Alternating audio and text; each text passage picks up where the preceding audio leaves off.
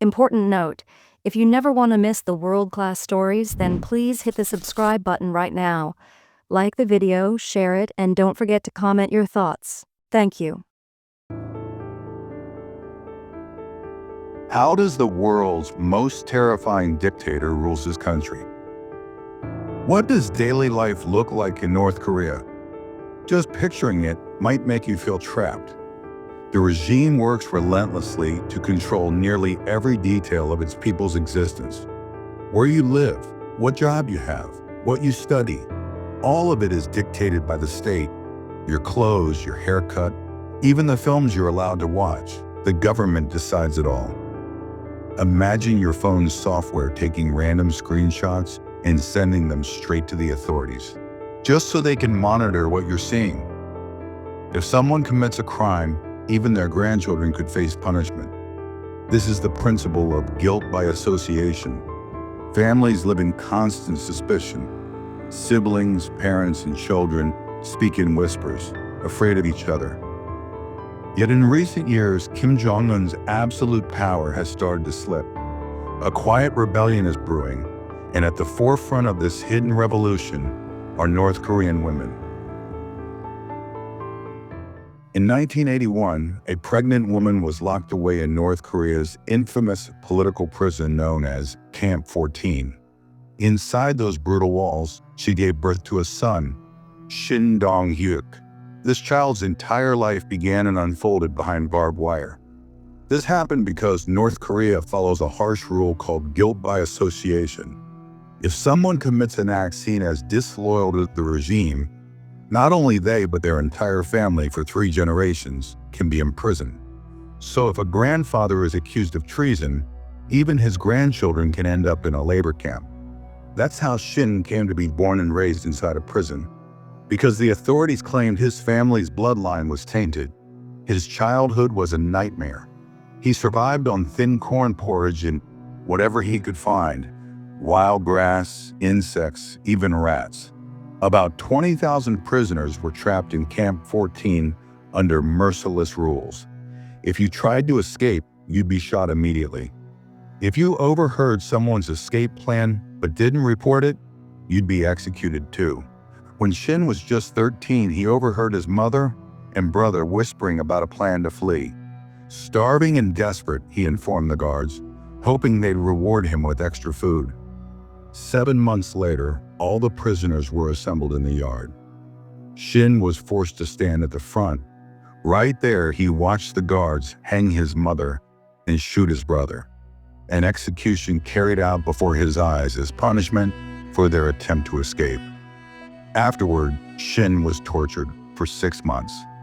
In 2005, at the age of 23, Shin made a daring attempt to break free.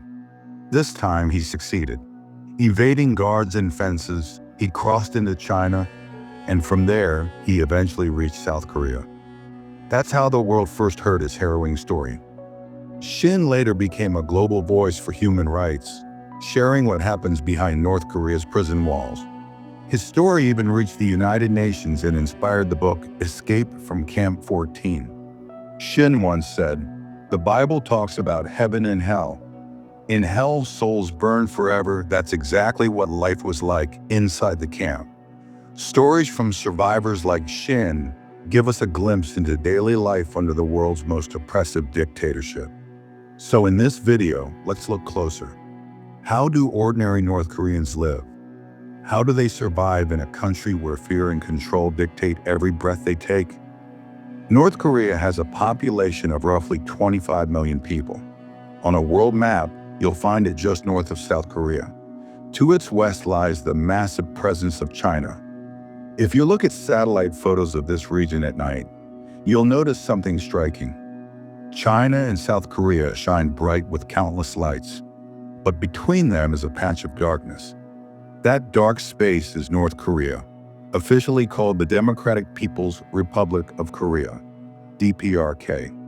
The word democratic in its name is deeply ironic, because simply claiming to be a democracy doesn't make it one in reality. In North Korea, many people can't afford to keep the lights on at night. They can't watch television, read, or use electricity freely. Most families are used to the dark, going to bed as early as 7 p.m., not because they want to, but because they have no other choice. The North Korean regime goes to great lengths to manage nearly every part of its citizens' private lives. Where people live, the jobs they do, the schools they attend, all of it is determined by the state. Beyond that, the government strictly monitors what people are allowed to watch on television, what websites they can visit, where they can travel, and even how they cut their hair. Education is technically free, and attending high school is compulsory. Skipping school isn't tolerated. Students and parents can face punishment if they don't comply. But the reality inside classrooms is far from ideal. Teachers often ignore students unless they receive bribes, so families who can afford it hire private tutors at home. Living in Pyongyang, the capital, is itself a privilege reserved for the trusted few, and having your child accepted into the city's top schools is an even bigger status symbol. Very few authentic videos show ordinary schools in North Korea. Most footage comes from model schools the government showcases to the outside world, schools for the elite. After finishing school, a student's family status and bribes often decide whether they'll secure a place at a university. Once they graduate, young men are required to serve in the military, and this compulsory service can stretch up to 10 years. Politically, although North Korea is a dictatorship, the country does hold parliamentary elections every 5 years. However, there's only one candidate per district, always from the ruling Workers' Party. So voting is a mere formality. Anyone daring to cast a vote against the approved candidate risks being labeled a traitor. If this happens, the secret police may show up at their door and declare them insane. We'll talk more about this secret police later. This tightly controlled system is why voter turnout in North Korea is reported at over 99.9%. Voting functions more like an unofficial census, a tool the government uses to keep a tight grip on its people. In North Korea, the state decides what people can wear and how they can style their hair. There's an official list of approved haircuts. Currently, men and women each have about 15 styles they're allowed to choose from. So if you need a trim, you must pick from these approved options. One interesting detail is that the country's leader, Kim Jong Un, has a distinctive hairstyle, but it's not on the list. No one else in North Korea is allowed to copy his haircut or even wear the same style of glasses he does. Dyeing your hair is banned too, so you won't see people with colored hair on the streets. When it comes to clothing, things are equally restrictive. Blue jeans, ripped jeans, and skinny jeans are prohibited because they're seen as symbols of Western culture. Brand name clothing is off limits for the same reason. Women can't wear short skirts, tight dresses, sun hats, or anything the regime considers Western fashion. Bright red lipstick is forbidden, and makeup in general must be kept minimal. Heavy cosmetics are viewed as another Western influence. So who makes sure these strict rules are followed? North Korea actually has a so-called fashion police. They secretly monitor what people wear and step in if anyone breaks the rules. If someone is caught in banned clothes, the consequences can vary. The fashion police might cut up the offending outfit on the spot, fine the person, or even send them to jail in serious cases. Why does the regime care so much about what people wear? It all comes down to fear of outside influence. The authorities see modern fashion as a gateway for Western capitalist culture to slip in and corrupt the country's ideology. They worry that if people become attracted to foreign trends, they might start to question their loyalty to the regime.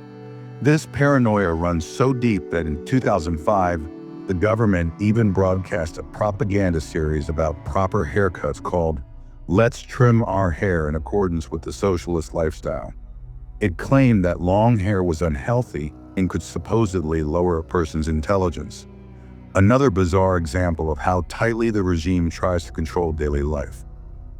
Another key part of North Korea's strict system of control is how it limits people's freedom of movement. Ordinary citizens can't simply travel from one region to another inside the country without permission. If someone wants to visit another city or province, They have to apply for approval and explain exactly why they need to go. And that's just for moving around within the country. Traveling abroad is even more restricted. Leaving North Korea without government approval is seen as a serious betrayal. Anyone caught trying to escape can face severe punishment, not just for themselves, but for their entire family. Their loved ones could be sent to forced labor camps, tortured, imprisoned for life, or worse. Take the story of Shin Dong-hyuk, for example, the same man I mentioned earlier. His family ended up in a brutal prison camp because his uncle managed to flee to South Korea. That single act of escape condemned generations of his family to prison. The regime is so determined to stop people from leaving that after the COVID pandemic began, border guards were reportedly given orders to shoot anyone trying to cross in or out illegally. This shoot-on-sight policy led to at least 14 people being killed. Despite the risk of death, torture, or imprisonment, many North Koreans still attempt to flee, most often by crossing into China, since the land border there is more accessible. But escapees face another harsh reality. China's government usually captures and deports them back to North Korea, where they face brutal punishment. When it comes to entertainment, North Korea is cut off from the rest of the world. Foreign films are banned. None are officially released in the country. All television and radio stations are state-controlled and designed to push government propaganda. A typical day of broadcasting starts with the national anthem and praise for North Korea's former leaders. There are children's cartoons, news bulletins that glorify the ruling party, and endless shows portraying Kim Jong Un as an almost divine figure. His appearances are broadcast to generate a frenzy of devotion, almost like a celebrity following, except entirely state-made. You'll see him shown as a heroic leader, wading through floodwaters or pushing through harsh conditions, all to rescue his people. Watching or sharing foreign media is a serious crime. In 2022, 2 teenagers were sentenced to 12 years of hard labor just for watching and distributing a South Korean TV drama. It's hard to imagine a teenager sent to prison for over a decade just for watching a show. That same year, another shocking case made headlines. A young man was executed in public for watching and sharing South Korean movies and music. Despite these extreme punishments, North Koreans continue to secretly crave outside entertainment. South Korean dramas are smuggled into the country and sold on the black market. Years ago, DVDs were the main way to get access. People would buy old Chinese DVD players and watch forbidden shows at home. To catch them, officials would sometimes cut off electricity without warning. When the power went out, discs would get stuck inside players. Authorities would raid homes in the dark, force open the DVD players, and check what people had been watching. Nowadays, people have adapted. Instead of DVDs, many use USB drives, which are easier to hide and pass around in secret. Even though most North Koreans don't have access to the global internet, many still manage to secretly watch foreign movies and TV shows. They often use smuggled Chinese video players called notels, which have USB ports so people can plug in drives loaded with banned content. When they watch these shows at home, they do it in total secrecy.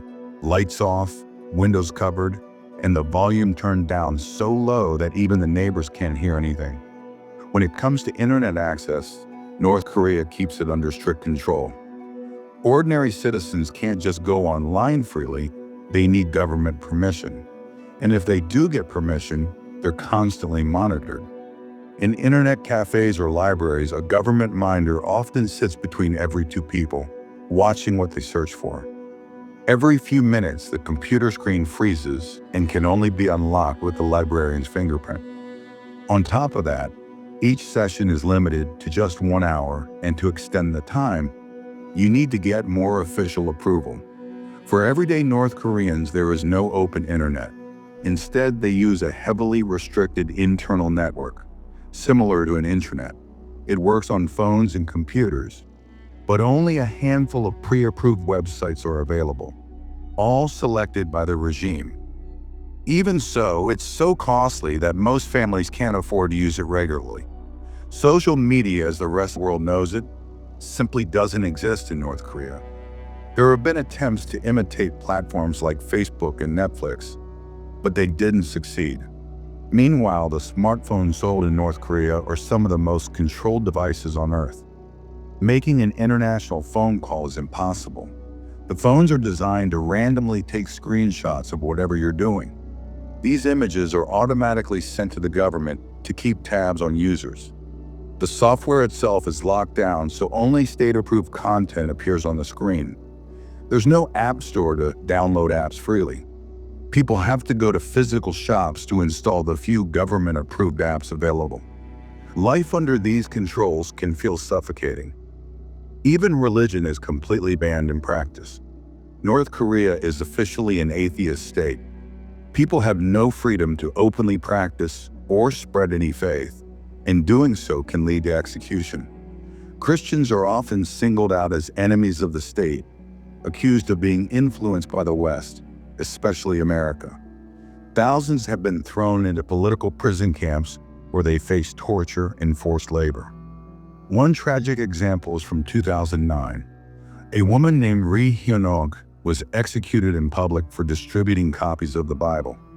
After her death, her husband and 3 children were sent to a prison camp, a brutal punishment simply for practicing their faith. In North Korea, the ruling Kim family is treated almost like a religion in itself. The country's first leader, Kim Il-sung, and his son, Kim Jong Un, are not just political figures. They're revered and portrayed as godlike beings. Their portraits and statues can be found everywhere, in homes, offices, schools, and just about any public place you can think of. No matter where you go in North Korea, it's as if their eyes are always watching. To enforce this cult-like devotion, the secret police regularly inspect people's houses. If portraits of the leaders are missing or damaged, the family can be punished. People are expected to take care of these images as if their lives depend on it, because in many ways they do. One tragic example happened in 2020. A woman rescued her children when her house caught fire, but she didn't manage to save the portraits of the leaders from the flames. For this, she was investigated, and when her children needed treatment at the hospital afterwards, the authorities refused to give them medicine as punishment. In another incident, a man shared how his father accidentally dirtied a newspaper photo of Kim Jong Un. That simple mistake cost him his freedom. He was sent to a political prison camp. Stories like these show just how deeply the regime has woven its leaders into every part of daily life, demanding loyalty that goes far beyond politics and punishing even the smallest perceived disrespect. In North Korea, the average citizen's economic reality is harsh and unforgiving.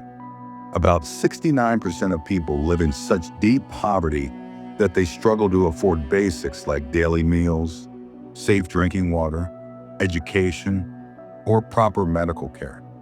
Most homes don't have everyday appliances like a refrigerator, a washing machine, or even a bicycle, things that would make daily life easier. One major reason for this poverty is that nearly all men are required to work in government-assigned jobs. The problem is, their wages haven't kept up with time. They're still paid at rates set decades ago, before the 1990s. To put this into perspective, their entire monthly pay is roughly enough to buy only 7 to 9 kilograms of corn. Back in 2014, a North Korean doctor who escaped revealed that even a doctor's monthly salary could barely buy 1 kilogram of rice.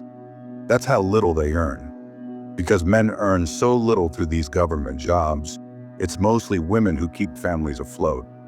Married women aren't forced into official jobs, so many of them earn a living through informal local markets known as Jangmadang. Today, women are responsible for bringing in more than 70% of a household's income. After the 1990s, when the government failed to provide enough food during a devastating famine, people had no choice but to find other ways to survive. Underground markets started appearing everywhere. People would sell anything they could: food, clothes, small goods, just to get enough money to feed their families. Over time, these markets became more established. Today, they're the main source of income for many families, and you can find everything there, from food and medicine to smuggled USB drives loaded with South Korean TV shows. These markets, mostly run by women, are not just places to buy and sell. They have become secret hubs of information. Through the Jangmadang, people learn about life beyond their tightly controlled borders, about the freedoms and better living standards that other countries offer. This exposure has quietly sown seeds of doubt among many North Koreans about their own system. The government keeps tight control over people's lives using a strict social classification system called songbun. This divides the population into three main classes: the core class, made up of loyal supporters of the regime; the wavering class, whose loyalty is suspect; and the hostile class, who are considered enemies of the state.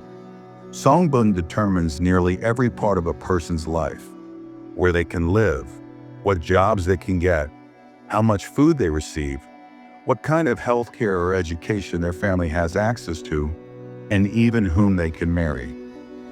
For example, in Pyongyang, the capital city, the regime tries to keep polished for outsiders. Only the core class can live there. People deemed hostile aren't allowed anywhere near it. They can't come within 50 kilometers of the city. Inside families, trust is fragile. People know that the government uses citizens to spy on one another. Some people's own family members act as informants for the authorities, or the regime pits neighbors and relatives against each other. As a result, people often keep their thoughts and problems to themselves, because anyone could secretly report them to the state. One similar example shows just how brutal this system is. A woman ended up in a political prison camp for 10 years, simply because her daughter-in-law told an official that she planned to escape the country with her son. If anyone in a family is accused of a political crime, it doesn't just affect that person. The entire family's songbun status drops, dragging them down the social ladder for generations. Another harsh reality for North Koreans is the widespread use of forced labor, essentially modern slavery. From construction sites to farms, mines, and factories, countless people are made to work long hours, sometimes 12 to 18 hours a day, under threat of punishment. North Korea's economy depends heavily on this unpaid or barely paid labor because so much of the country's money is funneled into developing weapons instead of providing for the people. Most forced labor happens inside detention centers and massive prison camps. North Korean law ensures that even people accused not proven of political crimes can be locked away for years of forced work. If someone makes even the slightest mistake against the regime or shows any sign of disloyalty, they and their whole family can be rounded up and sent away under the regime's brutal guilt by association rule. Under this rule, a crime isn't just an individual's burden. Up to 3 generations can be punished for a single person's actions. If someone's grandfather was labeled disloyal, their grandchildren can still end up behind barbed wire. Conditions inside these prison camps are far worse than the already difficult life of ordinary citizens. Former prisoner Jong Kung-gil described how 30 to 40 people are crammed into a space as small as 50 square meters. Right now, it's estimated there are around 5 or 6 major prison camps in North Korea, with anywhere between 80,000 and 120,000 people locked inside. Prisoners are pushed to work long hours, sometimes 16 to 18 hours a day, in places like mines and collective farms. In return, they receive such meager rations that many prisoners slowly starve. Roughly 40% of people held in these camps are believed to die from hunger alone. To stay alive, prisoners often resort to eating grass, rodents, or snakes, anything they can find. Even crumbs on the ground aren't wasted, and some prisoners are forced to eat livestock feed meant for pigs. These desperate measures show how grim survival inside North Korea's prison camps really is, a reality hidden from the rest of the world. In 2002, a rare leak of North Korea's official phone directory revealed just how secretive the country's surveillance network really is. The list didn't even include contact details for the secret police. This was because the directory was labeled as secret rather than top secret, leaving out any mention of this powerful agency. The secrecy runs so deep that ordinary citizens don't even know who leads this organization. When you look at how hidden and ruthless this system is, it becomes clear why North Korea's brutal dictatorship has remained in power for over 7 decades and continues to hold its grip today, with no clear end in sight for those who live under it. There are 3 key reasons this regime has endured for so long. The first is sheer brutality. Even tiny infractions can lead to harsh punishments, including execution. This constant threat has created a climate of fear so intense that people think twice before stepping out of line. They know the regime's cruelty firsthand. After all, Kim Jong Un had his own uncle executed as an example of what happens to anyone who falls out of favor. It's common knowledge that one misstep can doom an entire family to prison camps. The second factor is the rigid Songbun system, which divides everyone into 3 social categories. At the top are the trusted loyalists. If there's even a hint of suspicion about someone's loyalty, not just that person, but their whole family can be demoted to the lowest status. Meanwhile, those who prove loyal are rewarded, ensuring they stay devoted to the regime. The third reason this regime survives is relentless propaganda. From the moment they're born, North Koreans are immersed in a world shaped by state messaging. At every stage, from early schooling through university, they hear countless stories designed to elevate their leader to an almost divine status. Wild tales are common. When Kim Jong Un took power, state-run stories claimed he could fire a gun by age 3 and was riding horses by 5. Some of these myths are even more far-fetched, like the tale of young Kim asking for a shovel so he could bring an entire mountain to his grandfather, Kim Il-sung, instead of just an apple. The media in North Korea is nothing more than a mouthpiece for the regime. Local news is devoted entirely to glorifying the leadership, while any foreign reports that are shown are twisted to paint the rest of the world in the worst light possible. People are fed constant warnings that life abroad is filled with chaos, corruption, illness, and disaster, all to make them believe they are safer under their leader's rule.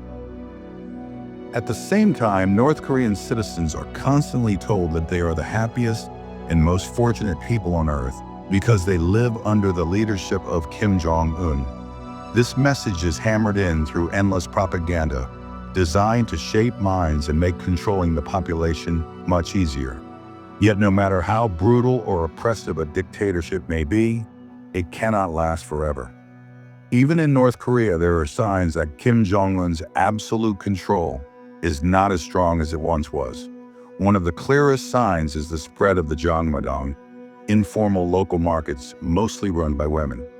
A defector named Ju Yang, who escaped in 2010, shared that in the early days, the authorities tried hard to shut these markets down.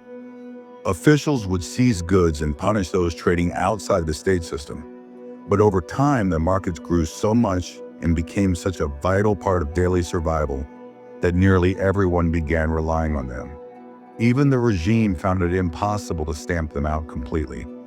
This growing independence made the government feel its power slipping.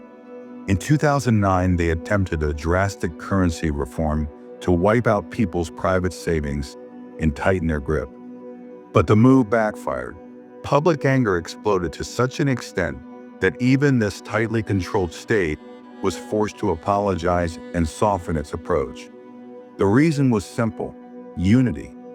On this issue, the regime failed to turn people against each other or get them to inform on their neighbors. And so, they couldn't crush the markets.